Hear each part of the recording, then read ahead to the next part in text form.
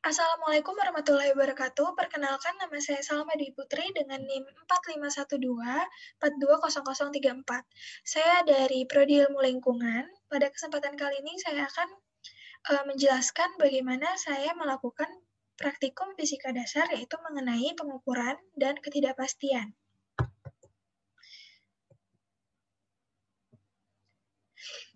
Baik, pada praktikum kali ini memiliki tujuan, yaitu yang pertama, untuk mengetahui cara penggunaan alat ukur yang mendasar, yaitu mistar atau penggaris. Yang kedua, dapat menentukan kesalahan dalam pengukuran, atau yang biasa disebut dengan error. Selanjutnya, alat dan bahan yang akan digunakan pada praktikum kali ini yaitu alatnya ada penggaris, dan bahannya atau barang yang akan kita ukur adalah box kardus, ballpoint, dan juga papan jalan.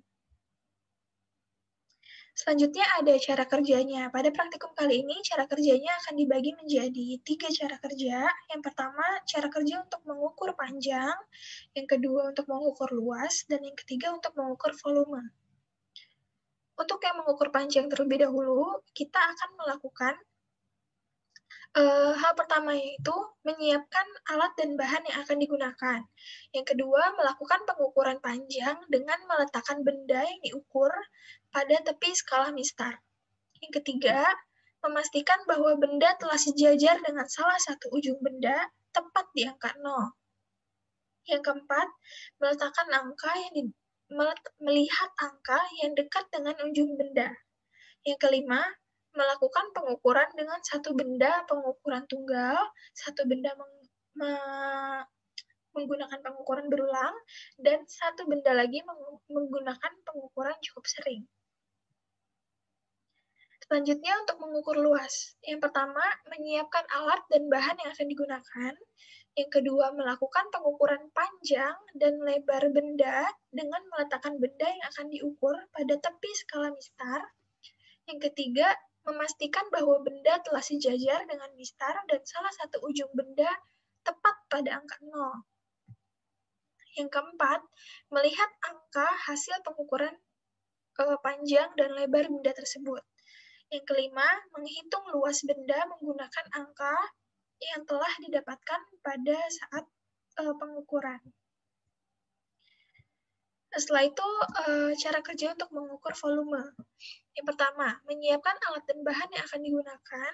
Yang kedua, melakukan pengukuran panjang, lebar, dan tinggi benda dengan meletakkan benda yang akan diukur pada tepi skala mistar. Jadi caranya sama aja, tapi pada pengukuran volume ini kita akan melakukan pengukuran 3 hal, yaitu panjang, lebar, dan juga tinggi. Yang ketiga, memastikan bahwa benda telah sejajar dengan mistar dan salah satu ujung benda tepat pada angka 0. Lalu, yang keempat, melihat angka hasil pengukuran.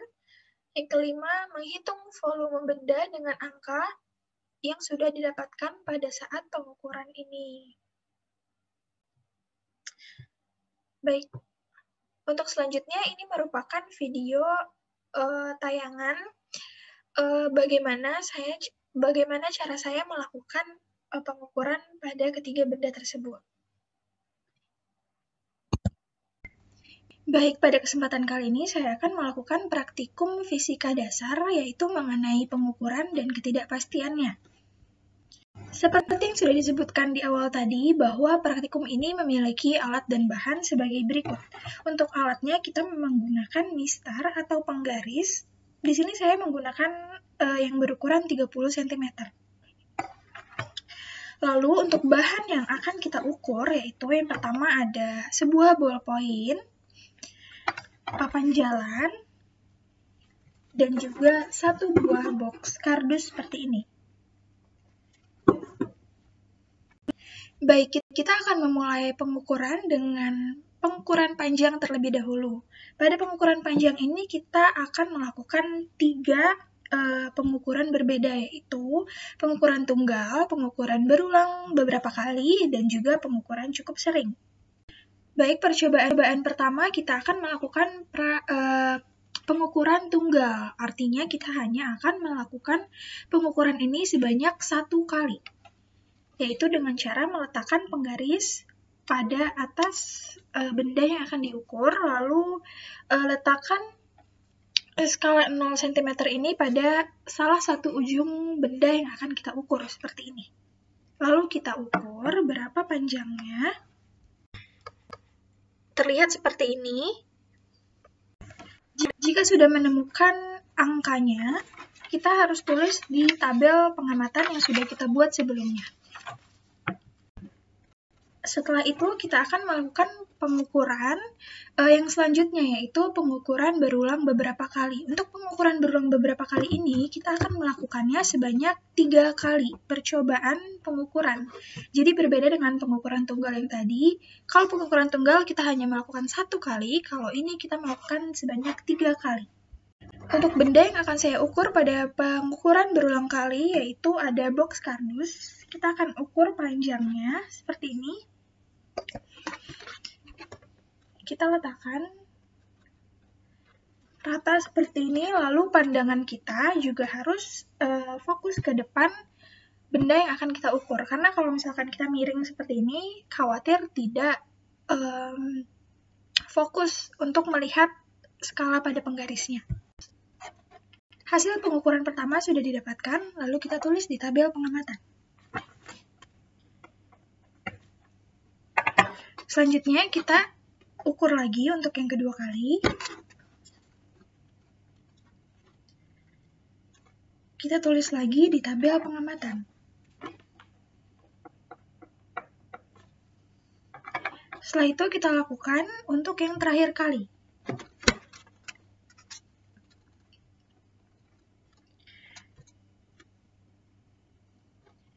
Kemudian catat lagi di tabel pengamatan. Baik, selanjutnya kita akan melakukan pengukuran panjang yang berulang cukup sering. Untuk pengukuran panjang berulang cukup sering ini, kita akan melakukannya sebanyak 6 kali percobaan. Kalau tadi itu 3 kali percobaan, sekarang adalah 6 kali percobaan.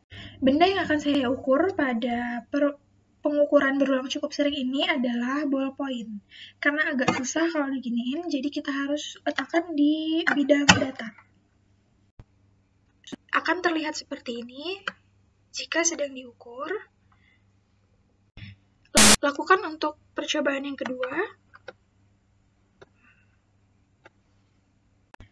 Nah, setelah kita sudah melakukan 6 kali percobaan mengukur panjang ballpoint ini, dan kita sudah tulis semuanya di tabel pengamatan, selanjutnya kita akan beralih kepada pengukuran luas. Pada pengukuran luas, kita akan mengukur 2 hal, yaitu panjang dan lebar. Kalau tadi cuma panjang, sekarang kita akan mengukur lebarnya juga. Benda yang pertama yang akan kita ukur adalah papan jalan. Untuk menghemat waktu, karena tadi kita sudah menghitung panjang papan jalan, kini kita hanya akan mengukur lebar papan jalan ini. Seperti ini. Jika sudah seperti biasa, kita harus tulis di data pengamatan yang sudah kita buat. Lalu untuk benda kedua yang akan kita ukur, yaitu lebar dari box kardus ini. Karena tadi panjangnya sudah kita ukur, sekarang kita ukur lebarnya. Seperti ini. Lalu kita tulis di tabel pengamatan. Nah, untuk pengukuran luas, kita sudah melengkapi data-data yang akan kita gunakan nanti.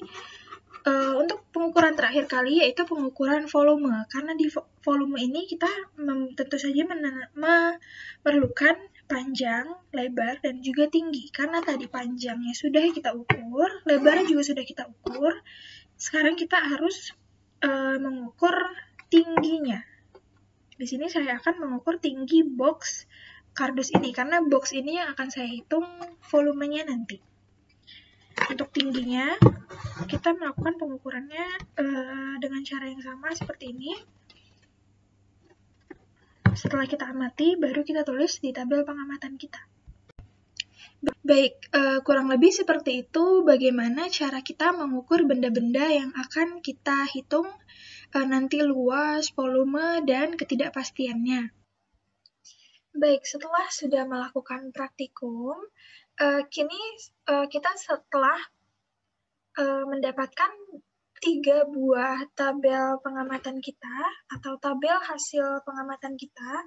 Ada tabel pengukuran panjang, tabel pengukuran luas, dan juga tabel pengukuran volume. Semuanya kita ubah ke dalam satuan meter, karena satuan meter merupakan satuan internasional.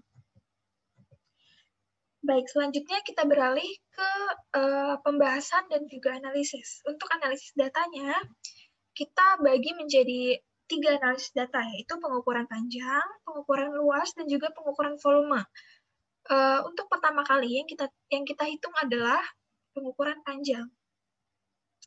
Yang pertama ada pengukuran panjang secara tunggal atau pengukuran panjang yang tadi kita lakukan itu hanya 1 kali, di mana kita melakukan pengukuran pada papan jalan, pengukuran panjang pada papan jalan.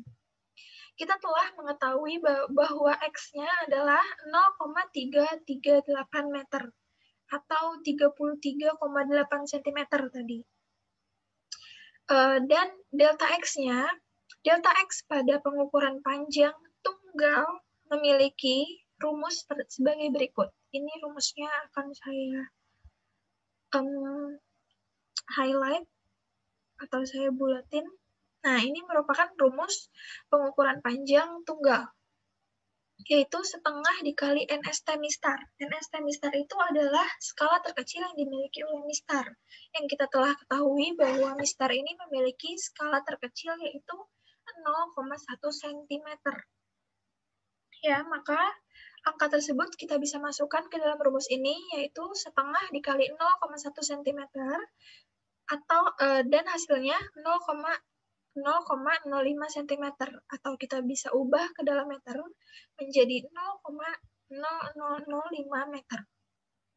Lalu, hasil pengukurannya kita dapat tulis sebagai berikut, yaitu dalam kurung X plus minus delta X. Delta X-nya kita tadi sudah ketemu 0,0005 meter, dan X-nya juga kita sudah ketemu 0,338 meter. Jadi hasilnya sebagai berikut. Untuk penghitungan selanjutnya, kita akan menghitung ketidakpastian relatifnya. Atau berapa sih nih kesalahan kita, atau berapa persen kita salah mengukur panjang pada papan jalan ini. Ketidakpastian relatif memiliki rumus sebagai berikut. Rumusnya adalah delta X per X dikali 100%. Kenapa dikali 100%? Karena nanti hasilnya akan dalam bentuk persen. Ya, jadi delta X-nya kita sudah tahu berapa, X-nya juga kita sudah tahu berapa, tinggal kita masukkan, lalu menghasilkan 0,0014 dikali 100%, yaitu didapatkan 0,14%. Setelah kita sudah mengetahui ketidakpastian relatifnya, kita bisa menghitung ketelitiannya. Berapa sih ketelitian kita saat kita mengukur panjang papan jalan ini? Ketelitiannya memiliki rumus sebagai berikut. 100 dikurang ketidakpastian relatif lalu dalam persen. Itu sama aja seperti 100% dikurangi oleh 0,14% yang tadi kita dapat. Didapatkan 99,86%. Ini hasil akhir ketelitiannya.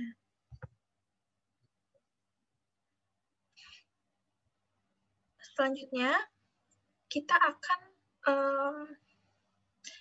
menghitung pengukuran panjang yang dilakukan berulang beberapa kali, yaitu sebanyak 3 kali tadi.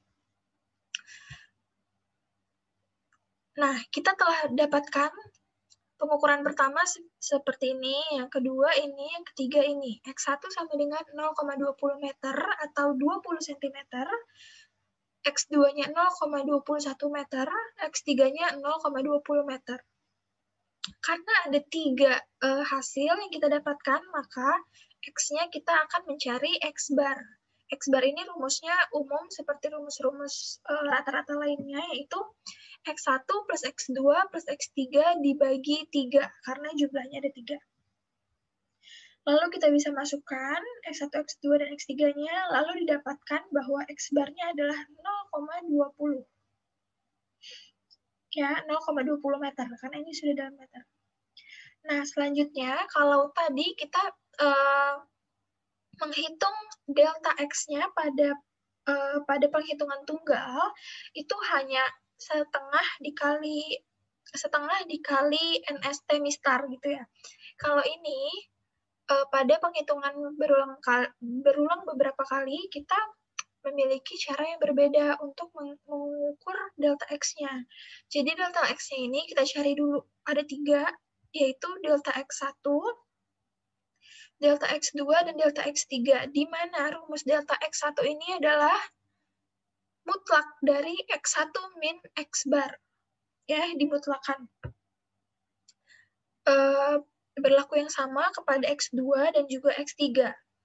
Nah, kita bisa masukkan nih langsung. X1-nya adalah 0,20, berarti 0,20 dikurangi X bar, yaitu 0,20 juga. Lalu dimutlakan, mendapatkan hasil 0. X2-nya, kita masukkan X2-nya. X2-nya adalah 0,21. 0,21 dikurangi 0,20, didapatkan 0,01. Lalu delta X3-nya kita mendapatkan 0 juga. Nah, gimana cara kita menentukan delta X-nya? Delta X yang akan digunakan adalah delta X yang paling besar. Ini merupakan sudah ketentuan bahwa delta X yang akan kita gunakan adalah delta X yang nilainya paling besar. Nah, di mana di antara 3 nilai ini yang nilainya paling besar, yaitu 0,01. Oleh karena itu, nilai delta X-nya adalah 0,01 meter. Seperti itu. Lalu bisa kita tulis hasil pengukurannya menjadi seperti ini. Cara penulisan pengukurannya juga masih sama, yaitu X plus minus delta X. Kita tinggal masukkan X-nya tadi adalah X bar, yaitu 0,20 plus minus delta X-nya. Delta X-nya 0,01. Nah, ini hasilnya. Selanjutnya, kita hitung juga ketidakpastian relatifnya, yaitu rumusnya masih sama seperti tadi. Delta X dibagi X dikali 100%. Didapatkan ketidakpastian relatifnya adalah 5%. Selanjutnya, dihitung ketelitiannya, didapatkan 95%. Seperti itu. Selanjutnya,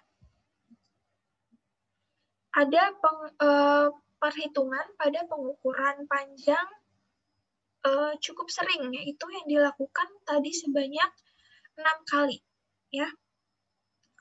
Nah, untuk memudahkan, di sini saya sudah membuat tabel isinya X yang dimutlakan, lalu ada XI min X bar, dan juga XI min X bar dikuadratkan. Setelah semua data di sini sudah kita lengkapi dan sudah kita hitung, kita perlu menghitung X bar-nya kan, dari ke-6 X yang sudah kita dapatkan. Nah, ini dia X bar-nya. Setelah dihitung, kita mendapatkan 13,83 cm, atau kita ubah menjadi 0,1383 meter. Selanjutnya, selanjutnya kita akan menghitung delta X-nya. Untuk delta X-nya, pada perhitungan berulang cukup sering, ini memiliki rumus tersendiri, yaitu rumusnya sebagai berikut. Nah, karena di sini tadi kita sudah dapatkan XI min X bar-nya adalah sekian, maka tinggal kita masukin ke rumusnya. Seperti ini. Nah, kalau sudah dimasukkan ke rumusnya, kita hitung, didapatkan hasil 0,02 cm, atau bisa kita ubah ke dalam meter, yaitu 0,0002 meter. Selanjutnya, kita akan menuliskan hasil pengukurannya. Hasil pengukurannya adalah 0,1383 plus minus 0,0002 meter. Atau di sini saya akan bulatkan menjadi 2 angka di belakang koma. Maka hasilnya jadi seperti ini. Selanjutnya kita hitung juga ketidakpastian relatifnya. dengan rumus yang masih sama seperti sebelumnya, lalu didapatkan ketidakpastian relatif seperti ini, dan ketelitiannya 93%.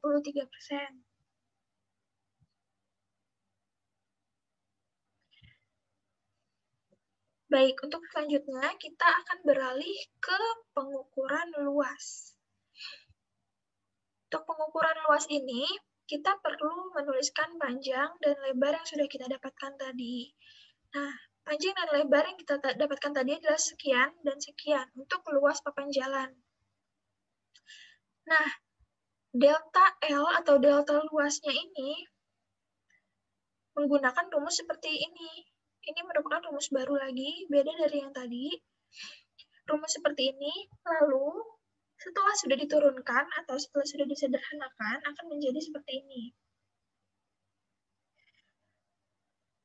Yaitu delta L sama dengan akar dari lebar dikuadratkan, delta P dikuadratkan, plus panjang dikuadratkan, dan delta L dikuadratkan. Nah, kita sudah memiliki semua angka-angka ini, tinggal kita masukkan aja, lalu didapatkan hasil sebagai berikut, 2,066 cm, atau bisa kita ubah menjadi meter menjadi 0,0206 meter. Lalu bisa kita hitung luasnya sebagai berikut. Luasnya adalah P dikali L, atau panjang dikali lebar, di mana panjangnya tadi kita sudah tahu, lebarnya juga kita sudah tahu, kita tinggal masukkan angka-angka tersebut ke dalam rumus ini. Lalu didapatkan hasil 0,080 cm, meter, sorry. Lalu hasil luasnya bisa ditulis sebagai berikut, seperti ini. Ini merupakan X-nya, dan ini merupakan delta X-nya.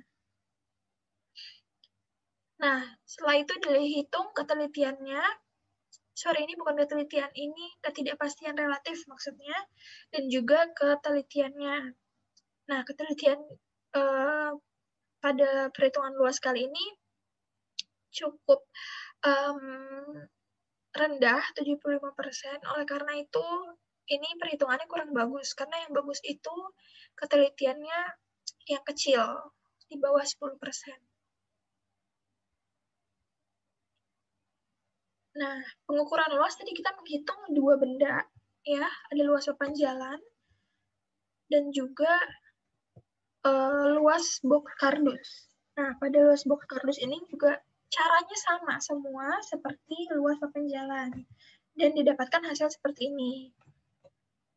Kita skip aja, lalu kita sekarang beralih ke pengukuran volume.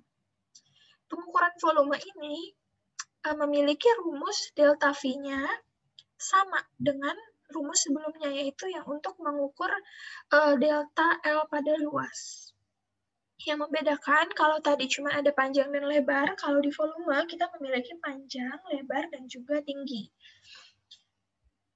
Nah, ini kita sedang mengukur volume box kardus, ya, dengan panjang sekian, lebar sekian, dan tingginya sekian.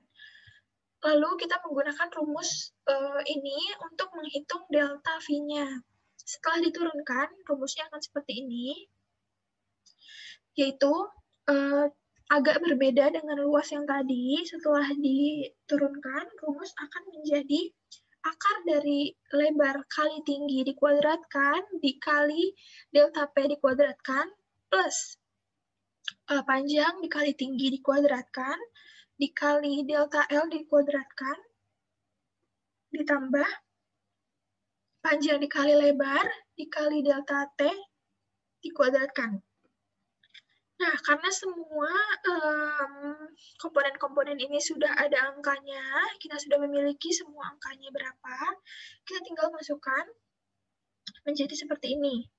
Setelah sudah dimasukkan, lalu didapatkan hasil sebagai berikut, yaitu akar dari 450 atau 21,21 cm, atau kita jadikan dengan meter adalah sebagai berikut.